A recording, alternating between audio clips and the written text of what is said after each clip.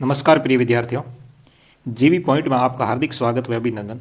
आज अपन कक्षा 6-7 हिंदी कार्यपुस्तिका जो 2024-25 में चल रही है उनके कार्यपत्रक 86 से 90 तक को हल करेंगे। मैं उम्मीद करता हूं कि आपको ज़रूर समझ में आएंगे। मैंने अब तक कार्यपत्रक 1 से 85 तक हल करवा दिए हैं। अपने चैनल की प्लेलिस्ट पे जाके उस प्रश्नों को आसानी से हल कर सकते हो। शुरू करते हैं आज का कार्यपत्रक नंबर 86। विज्ञापन को समझकर निष्कर्ष निकालना है। आपको विज्ञापन जो है इसको समझना है, फिर निष्कर्ष निकालना है।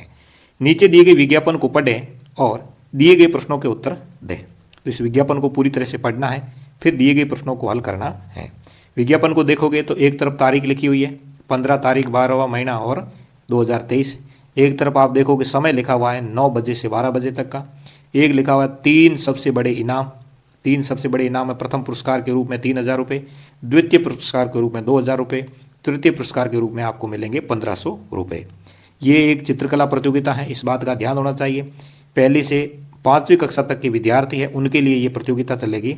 और कहाँ होगी तो ये सवाई मान सिंह इंडोर स्टेडियम जनपथ जयपुर राजस्थान में होने वाली है।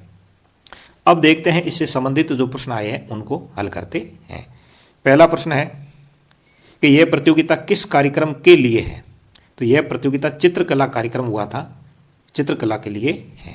यह कार्यक्रम किस स्थान पर आयोजित किया जा रहा है। तो हमने अभी ऊपर पढ़ा था विज्ञापन के अंदर कि सवाई मानसिंह इंडोर स्टेडियम जनपथ जयपुर राजस्थान 30-205 है। ये आपका एड्रेस है, स्थान है। अगला है तीसरा प्रश्न कि कौन कौन सी कक्षा के विद्यार्थी इसमें भाग ले सकते हैं। तो पहली से 5वीं कक्षा के विद्यार्थी है वो भाग ले सकते हैं, वो भी ऊपर लिखा हुआ था विज्ञापन में। अगला है कार्यक्रम का समय क्या है। तो कार्यक्रम का समय है 9 बजे से 12 बजे तक का, 9 बजे से 12 बजे तक का।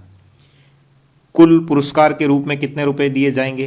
तो 6,500 रुपये दिए जाएंगे पुरस्कार के रूप में, क्योंकि 3,001 है, 2,001 है और 1,501 है। ऐसे मिला करके 6,500 रुपये है वो दिए जाएंगे।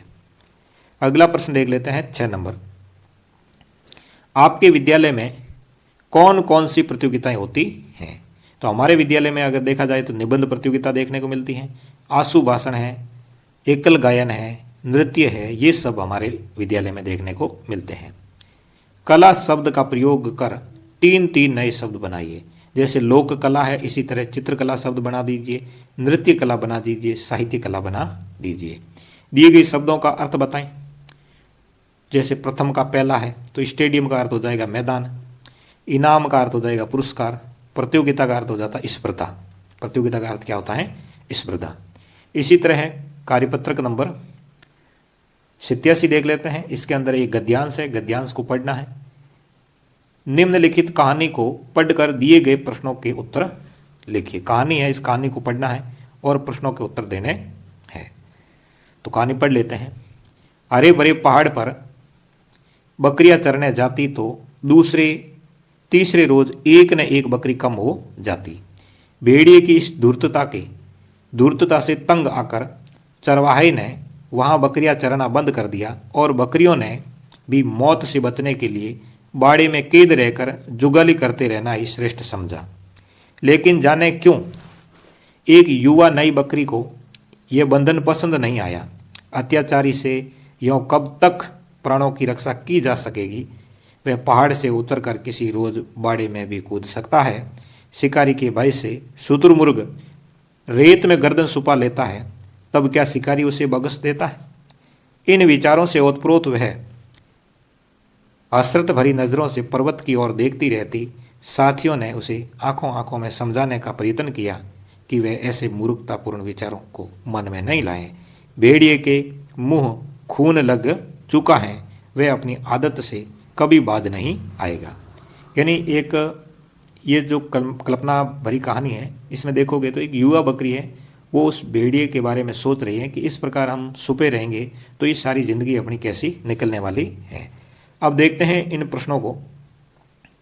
प्रश्न कुछ इस प्रकार है कि चरवाहे ने बकरी चराना बंद किया। क्यों किया, कारण क्या रहा। कारण यह था भेड़िए के डर से। भेड़िए का डर था, खौफ था। भेड़िया बकरियों को खा जाता था, इसलिए उन्होंने चरवाहे ने बकरी चराना बंद कर दिया। बंधन पसंद नहीं आया। किसको बंधन पसंद नहीं आया? बकरी जो थी एक युवा बकरी थी, उस नई युवा बकरी को ये बंधन पसंद नहीं आया, बाड़े के अंदर रहना अच्छा नहीं लग रहा था। भेड़िए के डर से चरने नहीं जाने पर युवा बकरी क्या सोचने लगी? वह सोच रही है कि अत्याचारी से यों कब तक प्राणों की रक्षा की जा सकती है। हम भाई अत्याचारी ऐसे हैं तो उससे अपन कब तक अंदर इस बाड़े के अंदर रह करके अपन समय निकाल सकेंगे। अगला प्रश्न है, गडरिया बकरियों को चराने के लिए कहाँ ले जाता था? तो पहाड़ के ऊपर ले जाता था। इस गद्यांश में कौन कौन से जानवरों के नाम आए हैं लिखिए। तो इसके अंदर बकरी का नाम आया, भेड़िया, शुतुरमुर्ग, बाज, ये नाम देखने को मिले। यदि आप बकरी के स्थान पर होते तो क्या करते? हम बकरी के स्थान पर होते तो भेड़िए को डट कर सामना करते और उनको सबक सिखाते, उनको पकड़वा करके वन विभाग के कर्मचारियों को सुपुर्द कर देते और उसे कहीं बंधन में रखवा देते। ये सब काम हम करने का प्रयत्न करते। आगे कार्यपत्रक नंबर 88 जो व्यवहारिक व्याकरण के संदर्भ में है, निम्नलिखित गद्यांश को पढ़कर दिए गए प्रश्नों के उत्तर देने हैं। पहले गद्यांश पढ़ लेते हैं, फिर संबंधित प्रश्नों को हल करेंगे। विपत्तियां तथा प्रतिकूल परिस्थितियां प्राय सभी के जीवन में आती है, किंतु सदाचारी व्यक्ति इनमें कभी विचलित नहीं होता। उसमें असीम धैर्य और सहन शक्ति जैसे महान गुण होते हैं। परोपकार करना उसका स्वभाव होता है। लोग उस पर विश्वास करते हैं। सभा हो या समुदाय, सदाचार से युक्त व्यक्ति सर्वत्र पूजा जाता है। सदाचार सफलता का मार्ग है। अच्छे व्यवहार के कारण कठिन काम भी सहजता से बन जाते हैं। इसके द्वारा मनुष्य अपनी असीम शक्ति को प्रकट कर सकता है। वह अपने महान कार्य से महापुरुष कहलाया। ऐसे ही महापुरुष हमारे आदर्श होते हैं। उनके सद्व्यवहार अनुकरणीय होता है। हमें परस्पर सद्व्यवहार करना चाहिए। इस प्रकार सदाचारी, सहन शक्ति, विचलित, परोपकार, अनुकरणीय जैसे अच्छे अच्छे शब्दावली देखने को मिली है। इस शब्दावली से अपन अपने सदाचार के बारे में पता कर सकते हैं। देखते हैं इनसे संबंधित प्रश्नों को कि सदाचारी व्यक्ति का स्वभाव है वो कैसा होता है। तो इनका स्वभाव होता है परोपकार करना। सदाचारी व्यक्ति का स्वभाव होता है परोपकार करना। दूसरा, मनुष्य अपनी असीम शक्ति को प्रकट कर सकता है। कैसे? सदाचार से अपनी असीम शक्ति को प्रकट कर सकता है, सदाचार से।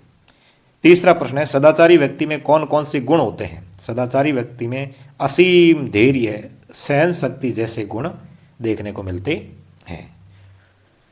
अगला प्रश्न है चौथा प्रश्न। चौथा प्रश्न देख लेते हैं।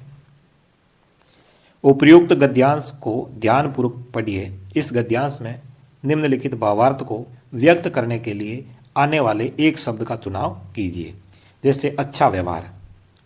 अच्छा व्यवहार के लिए एक शब्द होता है सदाचार। दूसरा है अच्छा आचरण या व्यवहार करने वाला, वो क्या होगा? सदाचारी हो जाएगा, उसे कहते हैं सदाचारी। जो व्यवहार या आदत दूसरों से ग्रहण करने योग्य हो वो होती अनुकरणीय, वो अनुकरणीय कहते हैं। दूसरों की भलाई व मदद करने वाला क्या कहलाएगा? परोपकार करना परोपकार कहलाता है। किसी भी समस्या या दुख को झेलने व सहन करने की क्षमता सहन शक्ति कहलाती है। क्या कहलाती है? सहन शक्ति कहलाती है। ये हो गए, चौथा प्रश्न हो गया। अब बढ़ते हैं प्रश्न नंबर 5 की तरफ।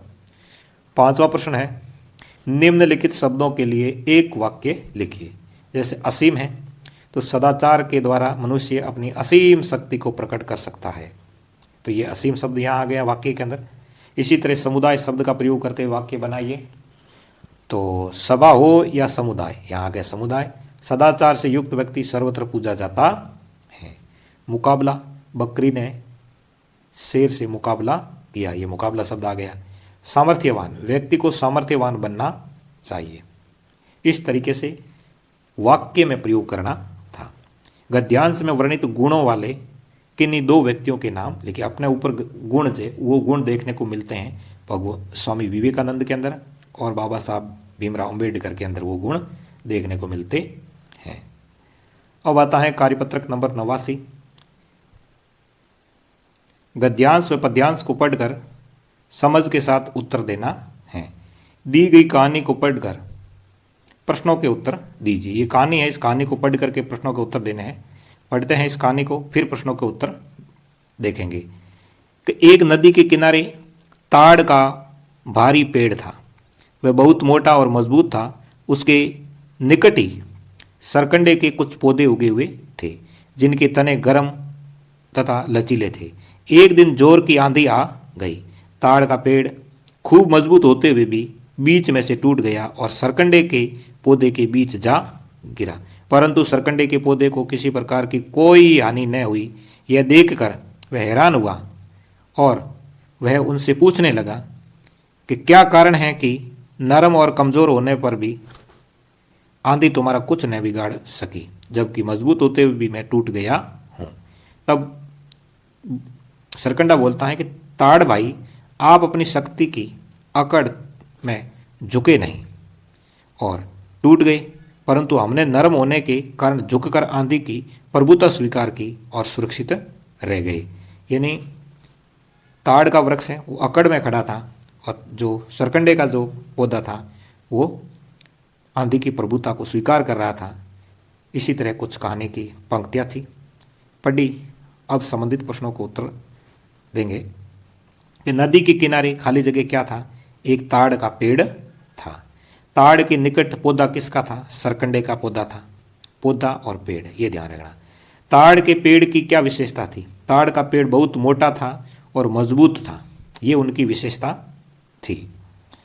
अगला प्रश्न देख लेते हैं, 4 नंबर। नरम और कमजोर होने पर भी आंधी सरकंडे का कुछ नहीं बिगाड़ पाई। क्यों? क्योंकि जीवन में हमेशा वातावरण के अनुकूल बनना चाहिए। क्योंकि जीवन में हमेशा वातावरण के अनुकूल बनना चाहिए। 5वां प्रश्न है कि आंधी ने ताड़ के पेड़ को क्या नुकसान पहुंचाया? तो आंधी ने ताड़ के पेड़ को नीचे गिरा दिया। क्या कर दिया? नीचे गिरा दिया। अगला प्रश्न है 6 नंबर। सरकंडे के पौधे की क्या विशेषता? अगला 6 नंबर प्रश्न देख लो। सरकंडे के पौधे की विशेषता बताएं। सरकंडे के पौधे के तने जो हैं वो नरम और लचीले थे, ये इनकी विशेषता। तना कैसा था? तना जो था वो नरम था और लचीला था। इस गद्यांश का सार अपने शब्दों में लिखिए। व्यक्ति को हमेशा सरकंडे के पौधे की तरह रहकर जीवन का आनंद लेना चाहिए। जीवन में लचीलापन होना चाहिए ताकि कभी भी कैसी भी परिस्थिति हो हम उसका सामना कर सके। अब आता है कार्यपत्रक नंबर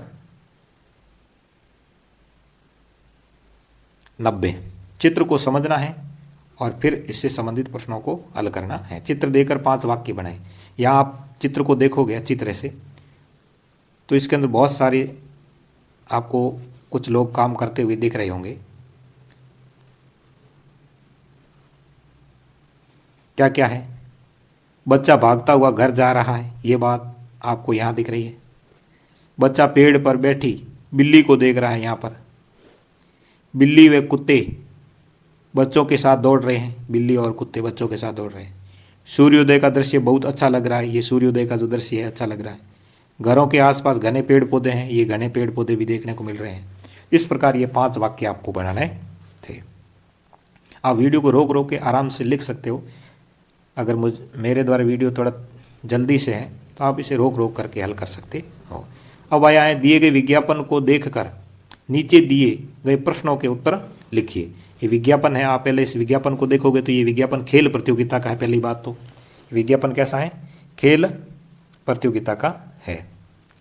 फिर देखोगे यहाँ पे तो यहाँ पे 100 मीटर दौड़, 800 मीटर दौड़, लंबी कूद, भाला फेंक, गोला फेंक इससे संबंधित है। ये बुधवार से शनिवार तक चलेगा। 16/10/2023 से 19/10/2024 तक चलेगा। माणा भोपाल स्टेडियम उदयपुर के अंदर ये आयोजित होने जा रहा है। अब देखते हैं संबंधित प्रश्नों को। प्रश्न कुछ इस प्रकार है, ऊपर दिया गया विज्ञापन किस पर आधारित है? तो ये खेल प्रतियोगिता पर आधारित है। पहली बात तो ये कब आयोजित होगा? तो ये 16/10/2023 से 19/10/2024 को तक आयोजित होने वाला है। किस उम्र तक के बच्चे इसमें भाग ले रहे हैं? तो इसमें आपके 10 से 15 वर्ष के बच्चे भाग ले रहे हैं। यह प्रतियोगिता कौन से राज्य में आयोजित हो रही है? तो ये प्रतियोगिता है आपकी राजस्थान में आयोजित हो रही। इसी तरह आज की क्लास अपनी यहीं समाप्त हो जाती है। अगर मेरी मेहनत आपको पसंद आई तो वीडियो को लाइक, कमेंट व शेयर ज़रूर कीजिए।